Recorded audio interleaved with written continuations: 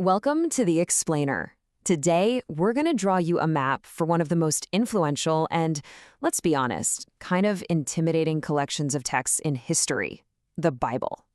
We're breaking down its structure to make it totally accessible, especially if you're just starting a basic study. So, have you ever picked up a Bible, flipped it open, and just felt completely lost? Yeah, you're not alone. The secret, the real game changer, is to stop thinking of it as a single novel you read from start to finish. Instead, I want you to picture a huge library filled with different sections, different kinds of writing, all collected over centuries. Now, to get how this library was even put together, we need to know this one key term, the Canon of Scripture. The word canon actually comes from a Greek word that means a measuring stick or a standard. So the biblical canon is just the official list of books that made the cut, the ones considered genuine and authoritative. It's what's on the library's official shelves. Okay, so this library is basically split into two massive wings. The first and much bigger one is the Old Testament. This tells the epic story of the nation of Israel and their unique relationship with God. The second wing, the New Testament, zooms in to focus on the life of one person, Jesus, and the birth of the community that followed him. All right, here's our game plan for today. We're going to take a tour of the Old Testament, walk across the bridge between the two, explore the New Testament collection, and then wrap it all up by showing you how this map can kickstart your own journey. First up, let's dive into that first big wing of the library, the Old Testament. And remember, this isn't just one long, rambling story. It's a carefully organized collection with its own internal logic. The books in here are grouped into four main sections, kind of like different aisles in the library.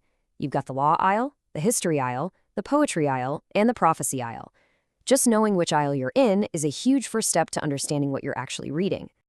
Our tour kicks off in the Pentateuch, which is also called the Law. These first 5 books lay the foundation for, well, everything else. You've got the famous origin stories, creation, Noah, the Exodus from Egypt, but you also get the detailed laws that shaped the entire identity of the nation of Israel. Next, we wander into the history aisle. And this section reads like a gripping national epic. I mean, it follows the dramatic highs and lows of the Israelites for centuries. It covers their conquest of a new land, the rise and fall of famous kings like David and Solomon, the nation tragically splitting in two, and finally getting conquered and sent into exile. Okay, now we take a really interesting turn. We zoom in from these huge national events to the very personal, intimate experiences of individuals. This aisle is where you find poetry, wisdom, and songs that wrestle with those big human questions we all ask. Why do bad things happen to good people? What does real wisdom look like? How do you even talk to God? And finally, we get to the prophetical books. Prophets were basically messengers who spoke for God, and they often had some really tough things to say, warnings, but also incredible words of hope. A super helpful way to understand them is to know when they were speaking. Was it before, during, or after the nation's devastating exile? That context changes everything. So that's the Old Testament tour.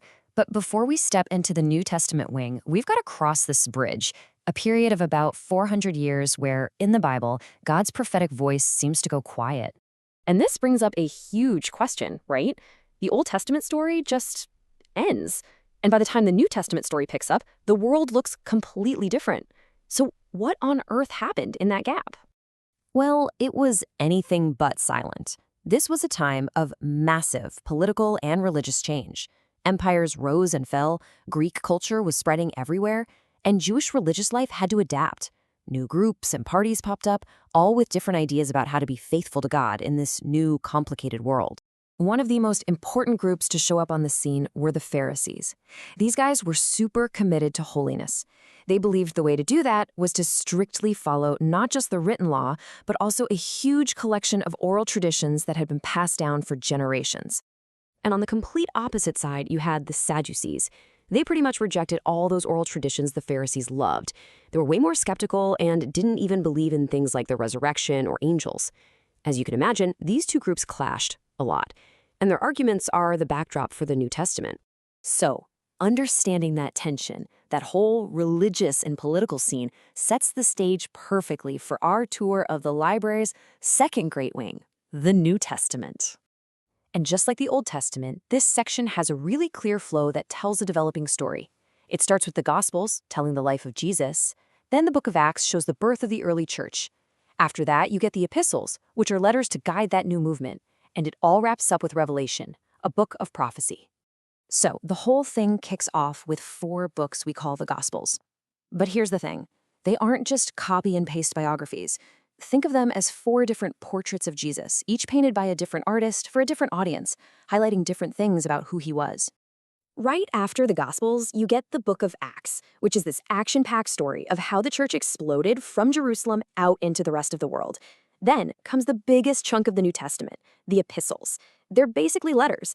Apostles like Paul wrote to these brand new churches to help them with real-world problems, answer their questions, and lay out the core beliefs that became Christian doctrine. It all concludes with the book of Revelation, a highly symbolic vision of the future. Okay, so we've just done a whirlwind tour of the entire biblical library, from the laws of Moses all the way to the letters of the apostles. So what's the big takeaway from all this? Here's the most important thing to remember. This structure we've talked about isn't just academic trivia. It's a map. It tells you what kind of writing you're reading and what it's trying to do. You don't read a poem the same way you read a history book, right? Well, same here. Having this map makes the whole journey way less confusing and so much more meaningful. And this quote really gets to the heart of it. This library isn't just a random collection of old books. It's the canon, the standard that a community of faith has used for thousands of years to guide its beliefs and its actions. So now, instead of seeing a confusing puzzle of disconnected verses, you can start to see the bigger picture.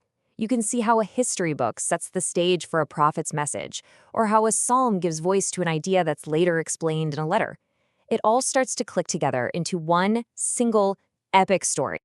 Look, this explainer was designed to give you that framework, a map to the library. It's not the end of the journey, it's just the beginning. So we want to leave you with this final thought. Now that you've got the map, which part of the library are you going to explore first?